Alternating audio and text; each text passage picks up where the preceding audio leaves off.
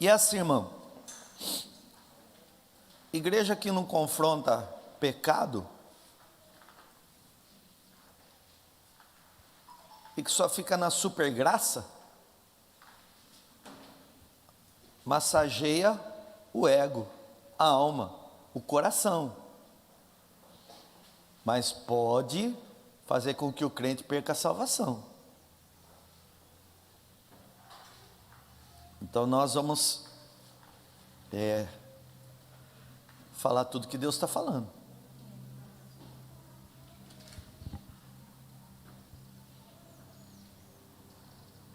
Se eu colocar mertiolate que dói aí em você, fica tranquilo, que o Espírito Santo está aí para soprar.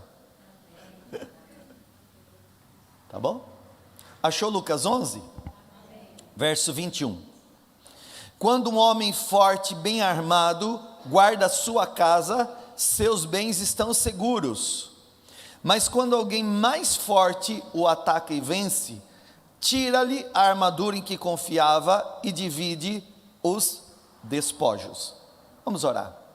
Amado Deus, queremos te agradecer pela tua palavra, te agradecemos por tudo que nós já vivemos até aqui, e nós estamos expostos à tua palavra, e a tua palavra tem o poder de nos transformar.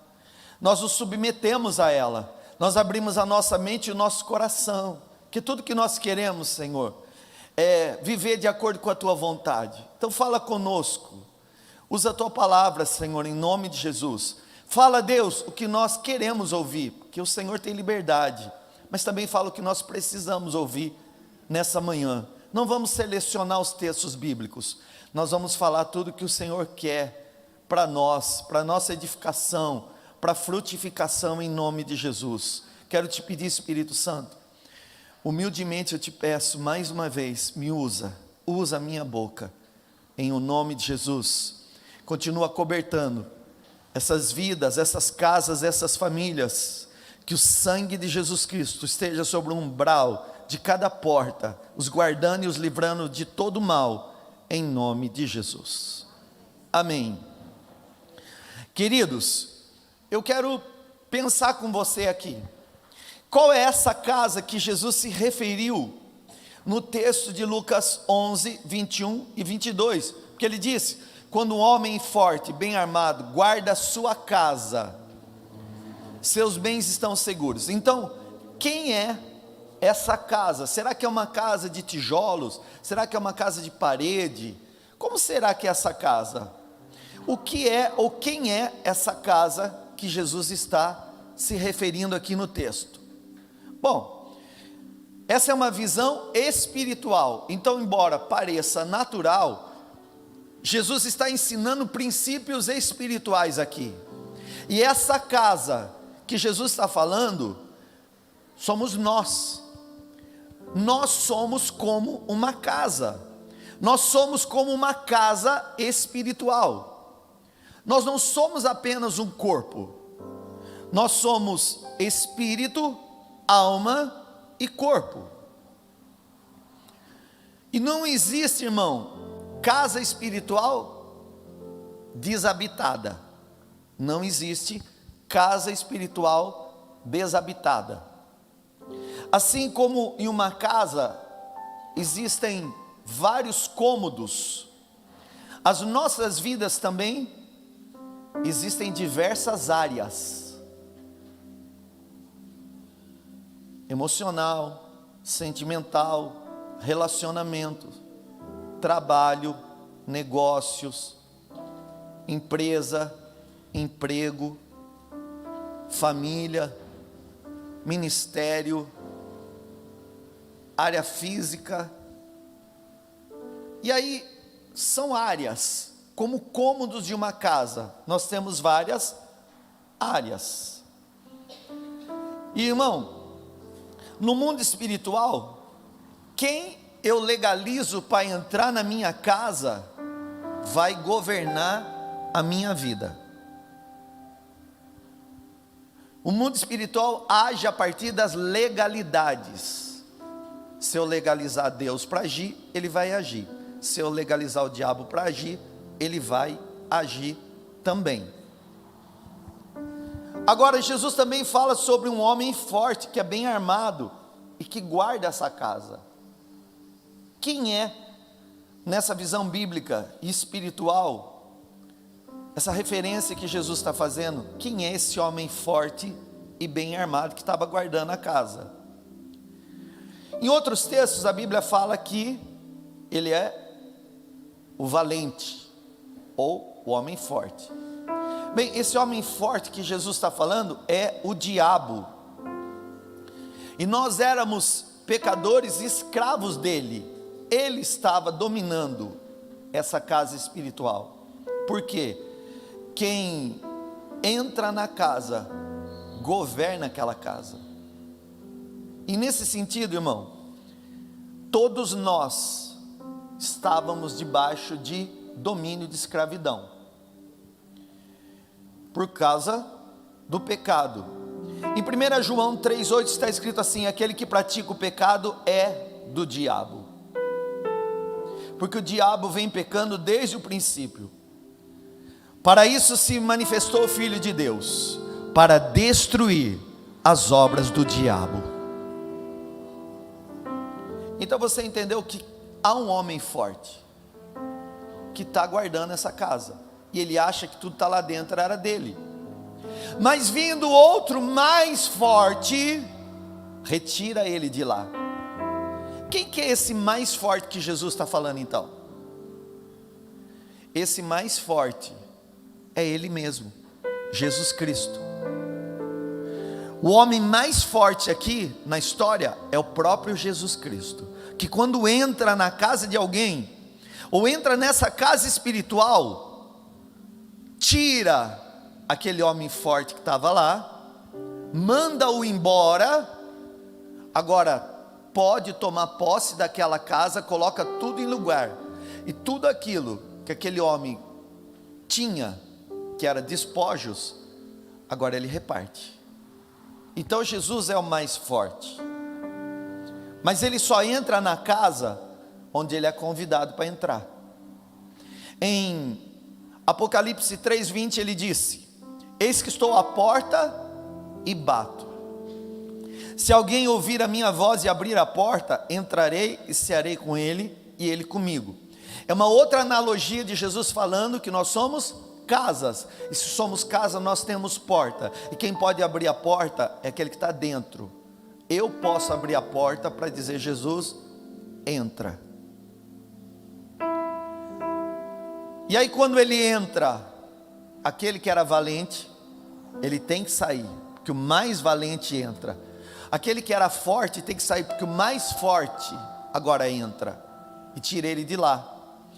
João 8,36 diz: portanto, se o Filho os libertar, vocês serão, de fato, verdadeiramente livres.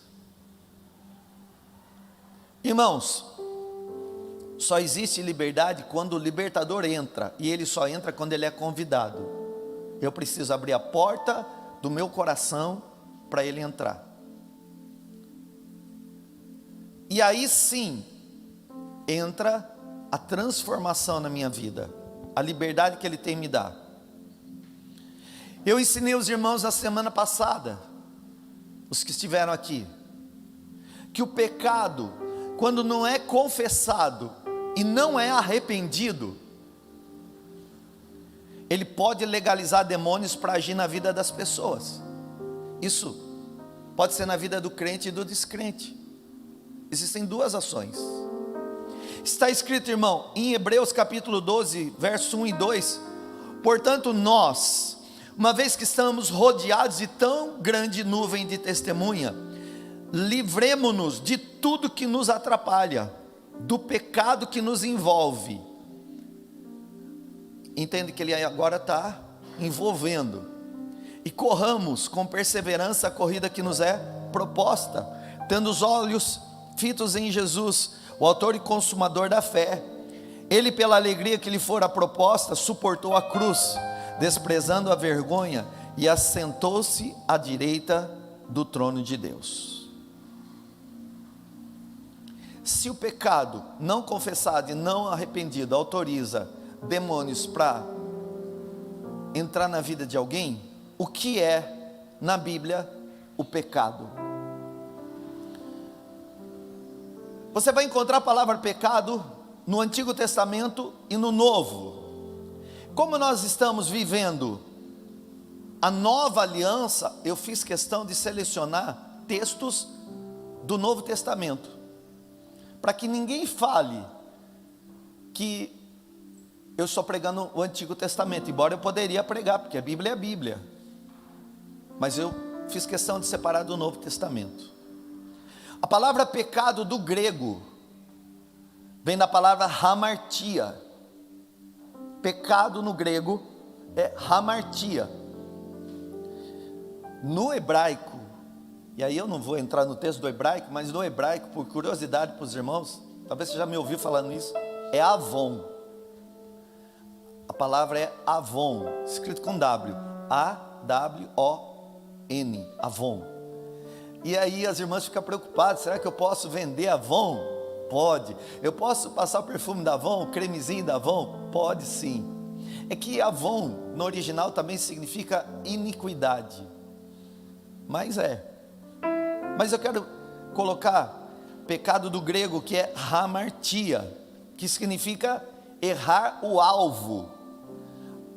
A palavra pecado significa errar o alvo, ou errar o caminho. A palavra pecado também significa ir contra a vontade de Deus. Irmão, o pecado é uma prisão espiritual, é como um cativeiro espiritual. E o diabo e os demônios, eles querem prender a vida das pessoas. Te ensinei semana passada que os demônios são seres espirituais que não possuem corpos, mas possuem personalidade, e eles querem expressar suas personalidades através de corpos. Quando a Bíblia fala que o diabo, quando sai, os demônios saem, vai para lugares áridos, é lugar onde não tem pessoas, até ele buscar alguém que ele possa entrar, e a porta que ele entra é o pecado. O pecado não confessado e não arrependido pode abrir portas e dar legalidade para que demônios possam agir na vida das pessoas. E aí há uma diferença, ensinei semana passada. Existem pessoas que foram amadas por Jesus, são salvas porque o amor de Deus cobre todo mundo, a terra inteira. O Senhor amou o mundo, não amou o crente, amou o mundo, o crente e o descrente. Mas elas ainda não entregaram a sua vida a Jesus, não abriram a porta para Jesus entrar. Então elas, nesse contexto, vou chamá-las de descrentes, mas são amadas. E o Evangelho é para que elas sejam salvas. Na mente de Deus, o sangue já foi derramado, basta elas quererem abrir o coração para Jesus entrar, e elas recebem também salvação. Os demônios na vida do descrente agem diferente na vida do crente. Na vida do descrente, de quem não tem Jesus, essa casa que Jesus se referiu, agora é dominada por eles. Então ele está lá dentro, e ele está agindo no espírito, na alma e no corpo, dominando o que essas pessoas estão vivendo. Então tudo que elas estão vivendo é baseado naquilo que aquele valente manda, que aquela casa é dele. Mas vindo outro mais forte, retira aquele homem forte que estava lá e reparte seus despojos. Isso agora é naquele que ouviu o Senhor bater na porta, abriu a porta do coração e deixou Jesus entrar, que é, eu vou chamar de crente em Jesus Cristo. Crente em Jesus Cristo. Na vida do crente, irmão, é diferente. Enquanto na vida do descrente, ele está cego, porque a Bíblia fala que o Deus desse século cegou o entendimento dos incrédulos, para que eles não vejam Jesus, a revelação da glória de Deus em Cristo. Na vida do crente é aquele que já abriu o coração. E os demônios podem agir? Eu disse semana passada, eu queria falar que não. Gostaria muito. Na teologia, tem muita gente que vai discordar do que eu estou pregando. Porque tem gente que acredita que os demônios não podem agir na vida do crente. Na prática, de tantos anos trabalhando com libertação, a maioria das pessoas que eu libertei eram crentes, já eram crentes. Já tinham confessado Jesus. Muitas delas já tinham até descido as águas do batismo. Então, como é que os demônios agem na vida do crente em Jesus Cristo? Bom, aí entra um verbo de possibilidade. E eu não estou dizendo que é sempre assim. Por isso que eu vou dizer uma frase como hipótese. Você sabe o que é uma hipótese? Pode ser que sim, pode ser que não. Na vida do crente, os demônios podem agir através das influências na mente, influências da mente, e através de controles parciais, porque aí não é total mais, parcial, de alguma área da vida. E normalmente aquela área onde a pessoa não confessa o pecado e não se arrepende, é a área que fica dominada por ele. Todas as áreas? Não. Presta atenção. Às vezes você vê pessoa que está dentro da igreja, uma bênção. Você vai ver a vida dela, está linda, não tem problema nenhum. Ela paga as contas em dia, ela trabalha, ela não briga com os outros, ela não é violenta, não tem nada de problema. Ela vive uma vida em paz. Mas às vezes, quando vai orar por ela, ela passa mal. E se você for pesquisar no fundo, qual é a raiz daquele mal-estar na oração, talvez você vai encontrar a falta de perdão. Aí você vai dizer, a vida está tudo em ordem, mas ela tem uma mágoa dentro dela, ela tem um ressentimento. Perdoar não é opção, é mandamento. Eu não perdoo porque eu gosto, eu perdoo porque eu preciso. E eu não perdoo quem vem me pedir perdão, eu tenho que aprender a perdoar quem me pede perdão e aqueles que nunca vão ter coragem de pedir perdão para mim. O problema é que a falta de perdão é pecado, e todo pecado não confessado e não arrependido pode abrir uma porta para que um demônio entre e escravize a pessoa naquela área, inclusive na vida do crente.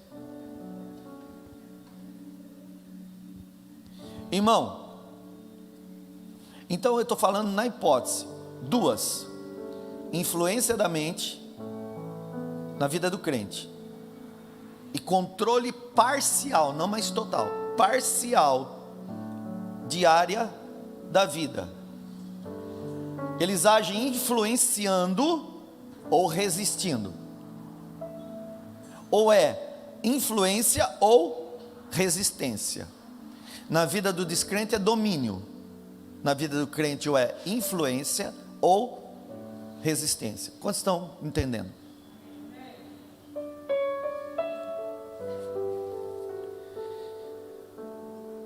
Em Efésios capítulo 4, 27, o apóstolo Paulo diz claramente isso para os crentes da igreja de Éfesos. É a igreja de Éfesos.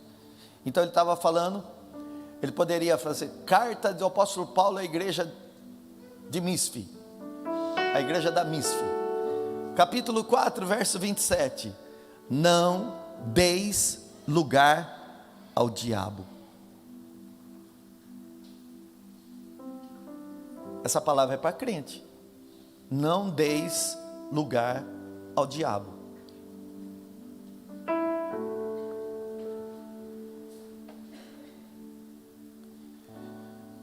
O hábito de pecar pode se transformar em habitação de demônios naquela área.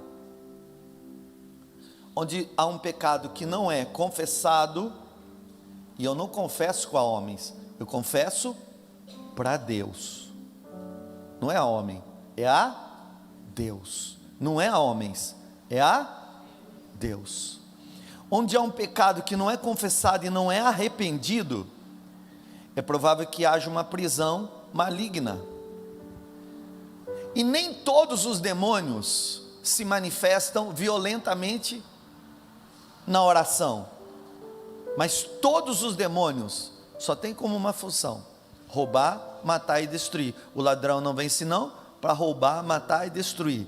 Mas glória a Deus, que no mesmo texto está escrito assim: eu vim, disse Jesus, para que você tenha vida, e tenha vida com abundância. João 10:10.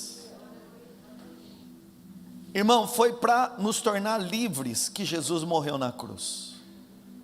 Então eu preciso entender melhor que em Cristo eu posso ter tanto liberdade quanto libertação. Liberdade e libertação. Em Lucas também, no capítulo 4, verso 18,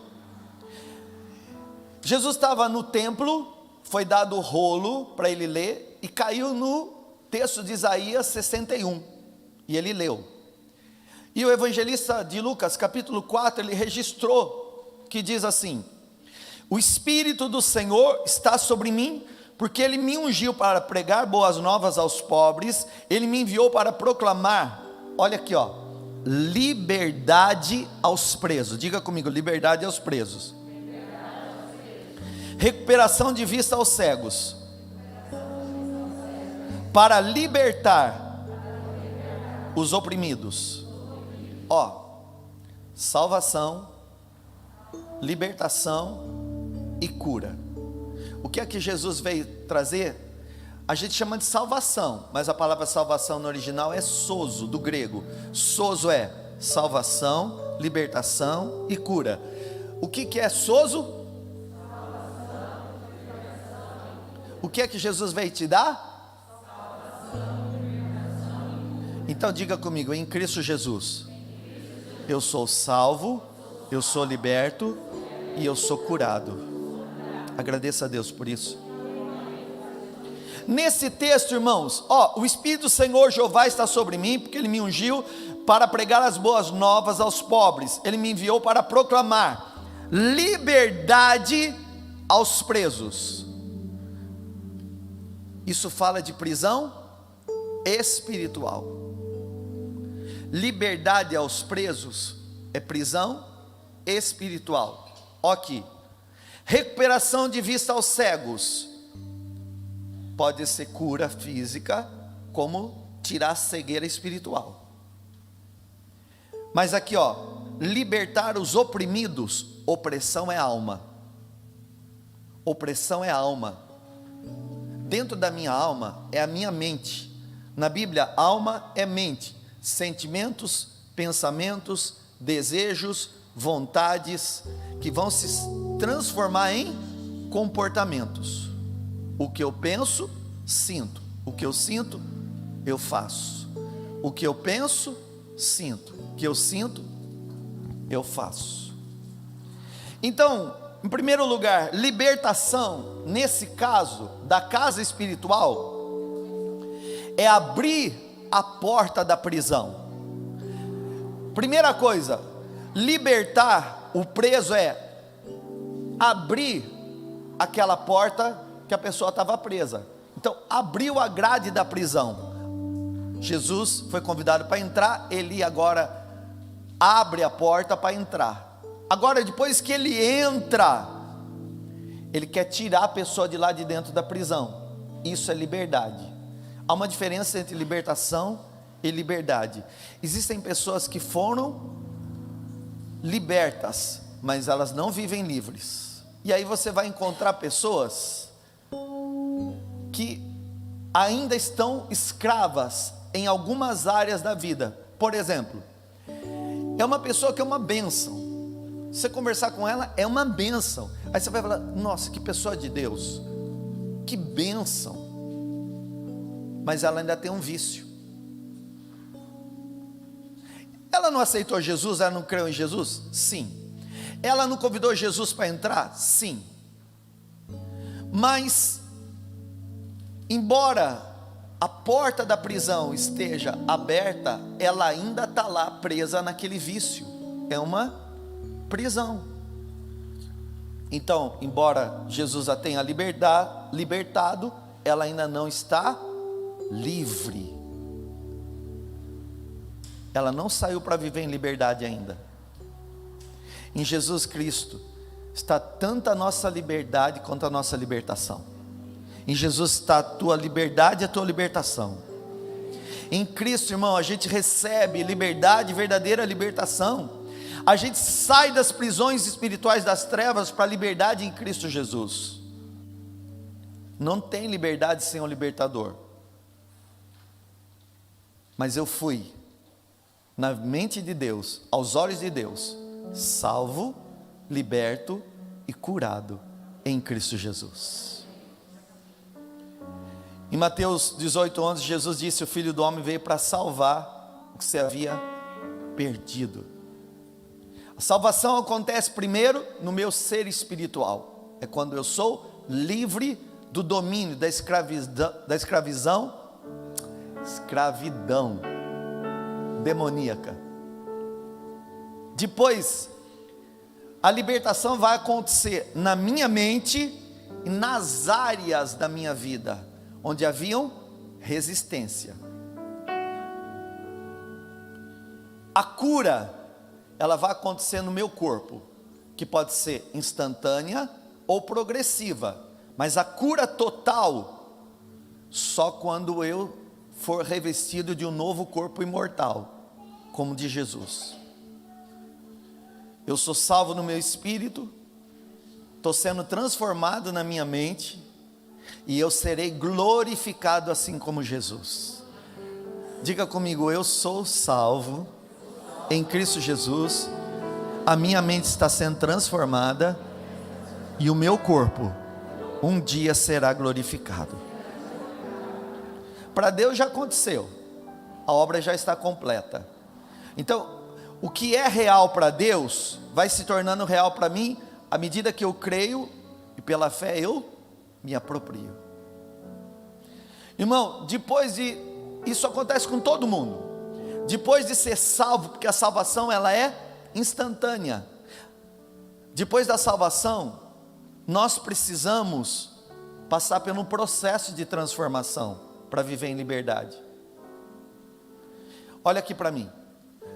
Eu vou te dar um exemplo. Uma pessoa que fuma, está presa num vício, ela pode receber salvação? Claro, ela deve. Se ela creu em Jesus, ela recebeu o Salvador e recebeu a salvação. Mas no momento que ela confessa Jesus como Salvador e Senhor da vida dela, ela vai parar de fumar? Não. Tem gente que para. Eu já vi gente parando, aceitou Jesus, parou de fumar. Mas, irmão, eu já vi crente ainda fumando. Por quê? Porque agora entrou um processo de transformação na mente. Depois da salvação, o Espírito Santo vai continuar trabalhando na transformação. Olha aqui para mim. Imagina que esse microfone aqui, esse aqui da minha mão direita, seja o primeiro protótipo. As indústrias, quando vão fazer alguma coisa, faz o protótipo, que é o modelo. Então está aqui, ó, esse é o modelo. Eles colocam lá. A partir desse modelo, todos vêm sendo iguais, todos vão sendo produzidos iguais, semelhantes. Quem é o modelo que o Espírito Santo vê para trabalhar em você? Jesus. Quem é o modelo, a referência que o Espírito Santo olha e fala: nessa área precisa ser mudado na vida do Jefferson, isso. E ele olha aonde? Em Jesus. Então o Espírito Santo está transformando você e eu a cada dia a imagem e semelhança de Jesus. Depois de salvo, eu preciso ser transformado, irmão. A salvação acontece quando pela fé eu vejo os meus pecados perdoados em Cristo e eu o confesso como meu Salvador. Mas a transformação acontece através da revelação da palavra de Deus. Falei semana passada que muita influência que eu tenho visto na vida dos crentes, influência do mundo, é porque eles perdem mais tempo ouvindo o mundo do que ouvindo a palavra. Então, as pessoas estão perdendo mais tempo em ouvir ideologias fora da Bíblia, ideologia, onde se aceita tudo, onde tudo pode, porque o mundo agora virou o arco-íris. O diabo é tão sagaz, que uma coisa tão maravilhosa que Deus criou, para provar a aliança de Deus com o homem, que é o arco-íris, o diabo usou para ideologia. Então, irmão, tem crente que acha que isso é natural. E eu não estou falando de amar as pessoas. Não tem nada a ver comigo e com você. Tem a ver com a palavra de Deus, com a vontade de Deus. Cada um pode viver o que quiser.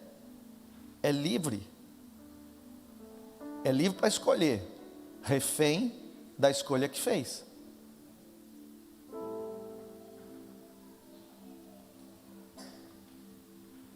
Esse mundo é dominado pelo maligno.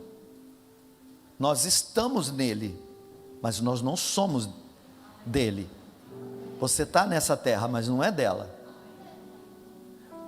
Deixa eu te falar uma coisa, irmão. Essa terra vai acabar. Se Jesus não voltar, esse corpo seu, que essa casa espiritual vai acabar. Mas um dia, esse templo aqui, esse prédio não vai existir mais. Essa terra, essas plantas, tudo vai acabar, irmão. Vai acabar tudo. Vai haver novos céus e nova terra. É o que a Bíblia fala. Então não se apega não. E não vai na influência do mundo. Siga a vontade de Deus.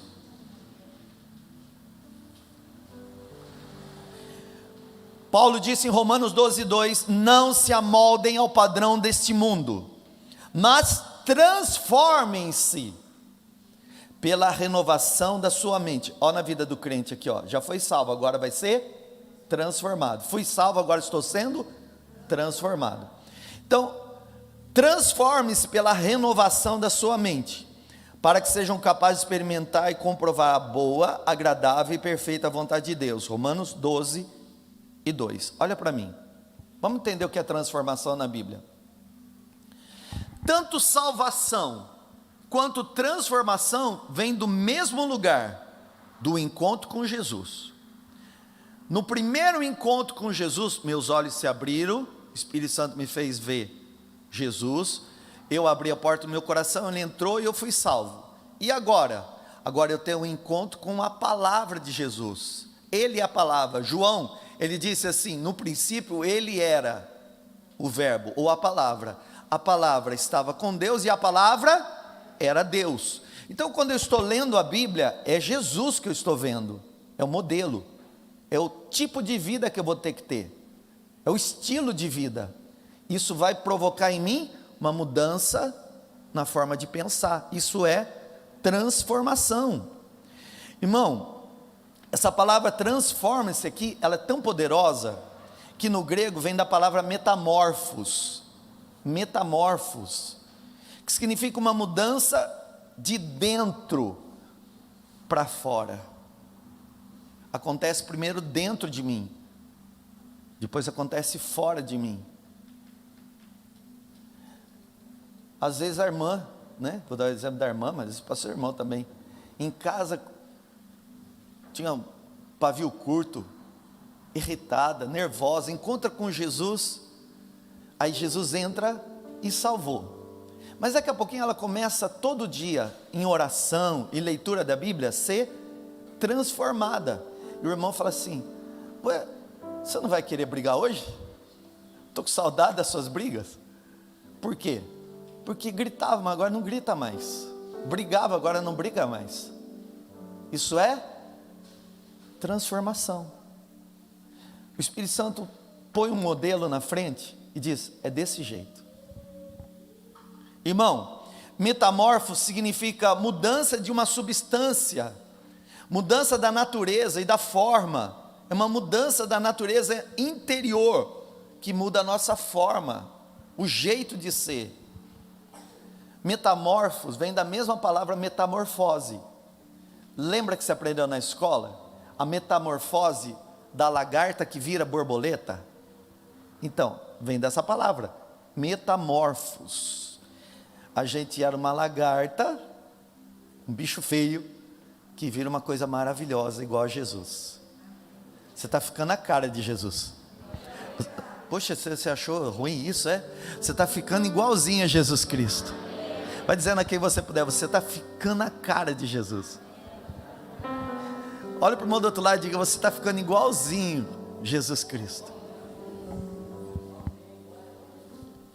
Irmão, quando eu sou convencido pelo Espírito Santo da obra da cruz, Ele provoca em mim o arrependimento e a transformação. Jesus disse sobre o Espírito Santo, em João 16:8, quando Ele vier, o Espírito Santo, e Ele já veio, quantos creem que Ele está aqui? Quando Ele vier, convencerá o mundo do pecado, da justiça e do juízo. Para eu ser livre e para mudar minha mente e viver em liberdade, é o mesmo lugar, é no encontro com Jesus. Agora, depois que eu ouvi Jesus falar e eu li a palavra, ela tem que provocar em mim arrependimento. Diga comigo: arrependimento. Arrependimento. Irmão, arrependimento é coisa séria. Porque em Mateus 4,17 está escrito assim: daí por diante, quer dizer, logo depois do batismo de Jesus, passou Jesus a pregar e a dizer: arrependei-vos, porque está próximo o reino dos céus. Essa palavra arrependimento, ela vem também do grego metanoia, que agora é na vida do crente, é mudança de mente. Metanoia é mudança na forma de pensar, mudança de mente. Se eu mudar a forma de pensar, consequentemente vai mudar a minha forma de agir. O que eu penso, eu sinto. O que eu sinto, eu faço. É uma transformação, irmão, de dentro para fora. É uma mudança que acontece na minha mente e que vai afetar as minhas atitudes e as minhas ações, minhas escolhas e ações. Isso é arrependimento. A forma mais simples que eu tenho é o exemplo que eu aprendi um dia, e eu sempre vou ensinar, porque é mais fácil entender. É como se eu pegasse o carro e dissesse assim: eu quero ir para São Paulo. Botei o carro na Anhanguera, quero ir para São Paulo. E eu sei, São Paulo está lá. Eu pus o carro, estou indo.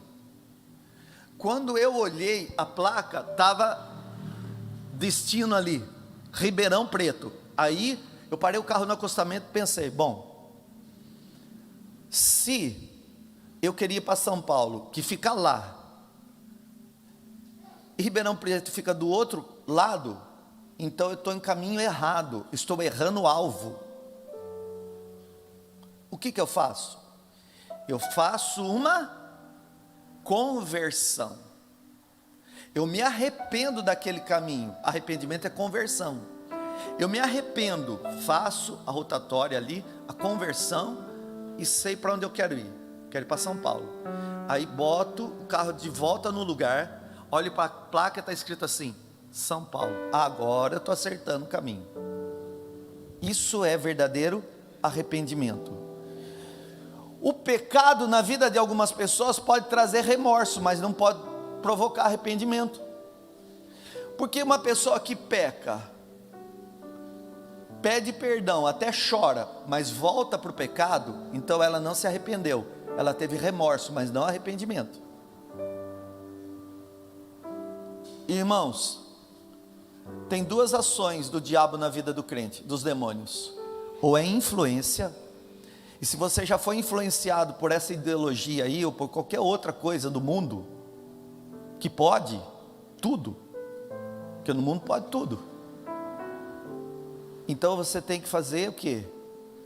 Não, entendi que eu estava errado pela palavra de Deus, então se converta de novo, se arrependa, volta para o eixo.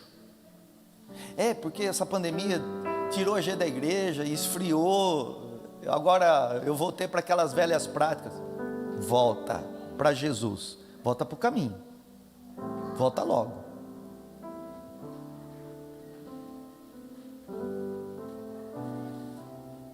Ontem eu falei para o Espírito Santo: Espírito Santo, você sabe o que eu acho que eu estou tendo que fazer esses últimos dias?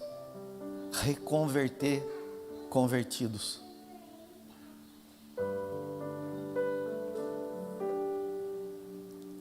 Mas essa é a minha função como pastor, trazer as ovelhas de volta para o aprisco,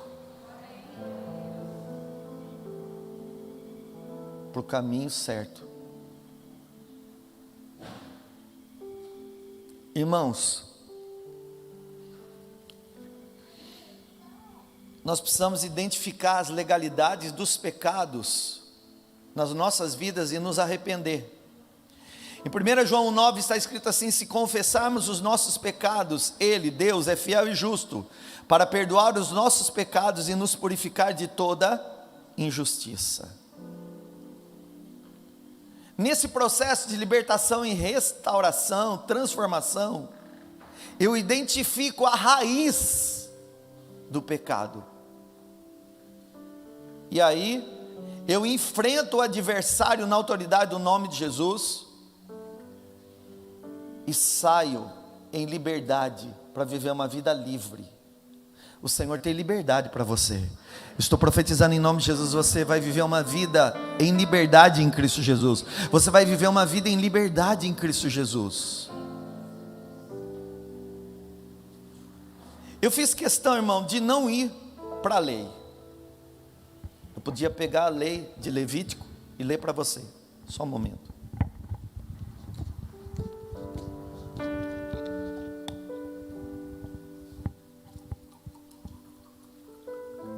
Mas alguém poderia falar para mim: mas você é legalista, você vai ler a lei de Levítico, você vai ler a lei mosaica, então você que prega a graça. Você não é o pastor que prega a graça? Sou. E como é que você está pregando a lei? Então eu fiz questão de não ir para a lei. Fiz questão de ir para o Novo Testamento, que é a nova aliança, para ver no Novo Testamento se a Bíblia fala de algumas coisas que, mesmo sendo no Novo Testamento, continua sendo pecado para Deus. Porque tem gente que acha que por causa da graça pode fazer o que quiser e pode continuar pecando. E aí, aonde tem um pecado que não é confessado e não é arrependido, não estou dizendo que acontece, mas pode legalizar demônios ou influenciar ou prender a área daquela vida, ou aquela área na vida. Então, irmão, não vai ler não. Eu vou pedir para você ler um texto depois, porque são vários textos. Então eu vou ler para você, que eu já anotei aqui. Vamos ver o que é pecado no Novo Testamento. Em Gálatas 5:19, 21 está escrito assim: ora, as obras da carne são manifestas: imoralidade sexual,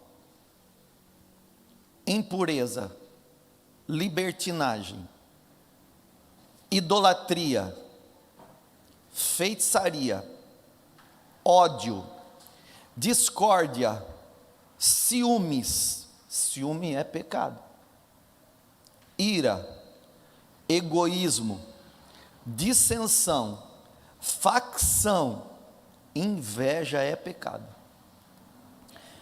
embriaguez, orgias e coisas semelhantes.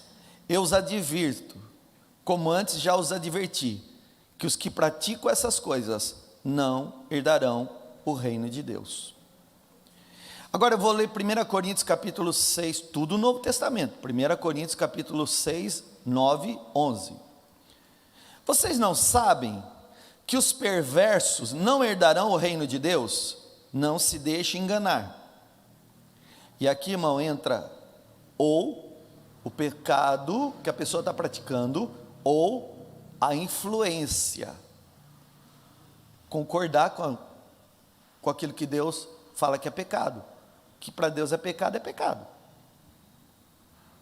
Bom, vou ler de novo, 1 Coríntios 6, 9 a 11.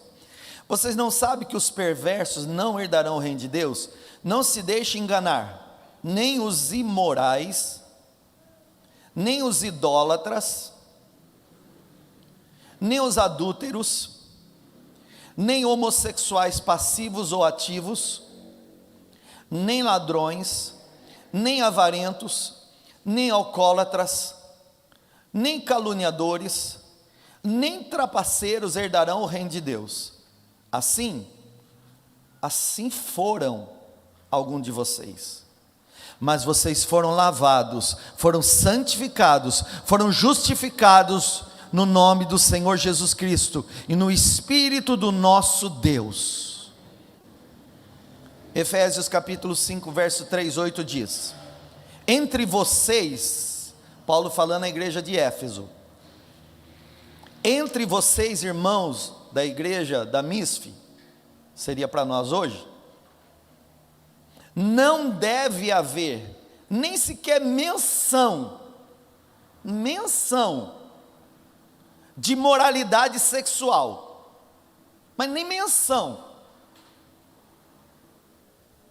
nem de qualquer espécie de impureza e nem cobiça, pois essas coisas não são próprias para os santos. Não haja obscenidade, nem conversas tolas, nem gracejos imorais, que são inconvenientes. Mas ao invés disso, ações de graça, porque vocês podem estar certos disso: nenhum imoral, nem impuro, nem ganancioso, que é idolatria, tem herança no reino de Cristo e de Deus. Ninguém os engane com palavras tolas, pois é por causa dessas coisas que a ira de Deus vem sobre os que vivem na desobediência. E aqui eu vou fazer um parênteses, tenho ensinado: Deus é amor e justiça. Portanto, não participe com eles dessas coisas, porque outrora vocês eram trevas, mas agora são luz no Senhor. Vivam como filhos da luz. Apocalipse 21, 7 e 8 diz: o vencedor herdará tudo isso. Eu serei seu Deus e ele será meu filho. Mas os covardes, incrédulos, depravados, assassinos, que cometem imoralidade sexual, os que praticam feitiçaria, os idólatras e todos os mentirosos, o lugar deles será no lago de fogo que arde com enxofre. Esta é a segunda morte. Apocalipse 21, 7, 8. Irmão, o pecado não domina mais a nossa vida. O pecado não tem mais domínio sobre você. Em Romanos 6,14 diz: pois o pecado não os dominará, porque vocês não estão debaixo da lei, mas debaixo da graça. A lei veio para mostrar a nossa falha. Jesus veio para restaurar a nossa vida, para transformar a nossa vida numa nova criatura. O pecado não é mais o nosso dominador. Nós fomos livres em Cristo Jesus. Irmão, o pecado na nova vida em Cristo Jesus não é mais uma imposição, agora é uma opção. Eu fui justificado em Cristo Jesus. Diante de Deus, eu estou limpo de todos os meus pecados. 2 Coríntios 5,17 diz que se alguém está em Cristo, e nós estamos, é nova criatura. As coisas velhas já passaram, e eis que tudo se fez novo. Diante de Deus nós fomos justificados. Em Romanos 5,1 está escrito assim: tendo sido, pois, justificados pela fé, temos paz com Deus, por nosso Senhor Jesus Cristo. A Bíblia diz, tendo sido, é o que já aconteceu, justificado pela fé. Existem 7 fases da justificação. Primeira, quando Jesus foi culpado, o culpado era eu, mas Ele assumiu a culpa do meu pecado. Ele assumiu o meu lugar de culpado e os meus pecados, e isso trouxe sobre Ele o segundo estágio da justificação. Quando Cristo foi condenado, a sentença que estava sobre Ele era a minha condenação. Por meu pecado, Ele foi condenado.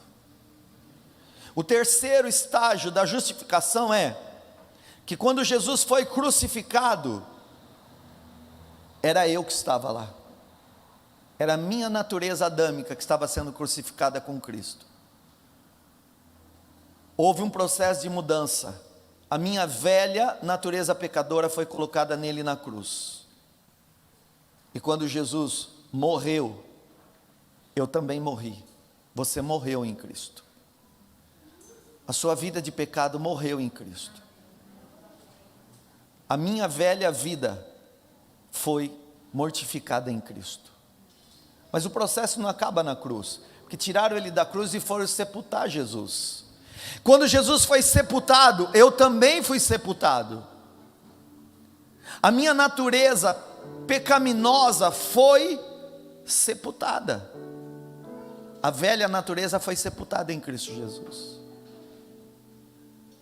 Mas aí entra um outro processo. Ao terceiro dia, Ele ressuscita. E quando Jesus ressuscita, eu que estava nele, na culpa, na condenação, na cruz, na morte, na sepultura, agora ressuscito para uma nova vida com Ele. Eu ressuscitei num estado novo, numa transformação de vida. Deixei a vida velha para viver uma vida nova. E por último, o sétimo estágio, a sétima fase, é que quando Jesus subiu para o céu, Ele me levou junto com Ele. Quando Jesus subiu para o céu, eu fui junto com Ele. Eu ainda estou na terra, mas em espírito, eu já estou em Cristo. Ele está no céu, e eu estou com Ele. Um dia, nós o veremos. O que é real para Deus, e já é real, vai se tornando real para mim e para você, à medida que eu creio e eu me aproprio. Antes de orar por você, quero convidar você a ler o último texto de Efésios 2. Abra a tua Bíblia, por favor, em Efésios 2.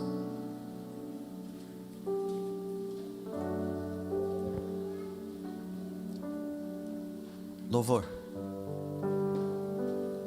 me ajuda aqui.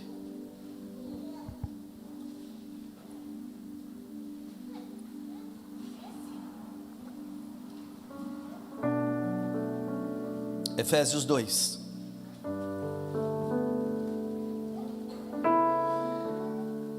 Verso 1 diz: vocês estavam mortos em suas transgressões e pecados, nos quais costumavam viver, quando seguiam o presente ou a presente ordem deste mundo e o príncipe do poder do ar, o Espírito que agora está atuando nos que vivem na desobediência ou no pecado. Anteriormente, todos nós também vivíamos entre eles, satisfazendo as vontades da nossa carne, seguindo os seus desejos e pensamentos. Como os outros, éramos por natureza merecedores da ira. Todavia, Deus, que é rico em misericórdia, pelo grande amor que nos amou, deu-nos vida juntamente com Cristo, quando ainda estávamos mortos em transgressões. Pela graça, vocês são salvos. Diga comigo: Deus nos ressuscitou com Cristo, e com Ele nos fez assentar nos lugares celestiais em Cristo Jesus.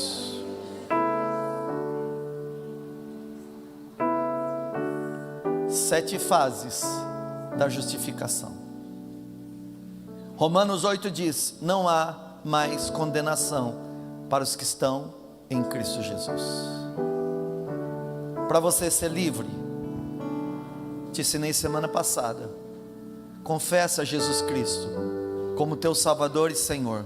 Paulo disse: se você confessar com a sua boca que Jesus é Senhor e crer em seu coração que Deus o ressuscitou dentre os mortos, você será salvo. Romanos 10:9. Renuncie às prisões do pecado na sua vida e deixe o Espírito Santo manifestar o poder onde você é mais fraco, porque na sua fraqueza Deus manifesta o poder.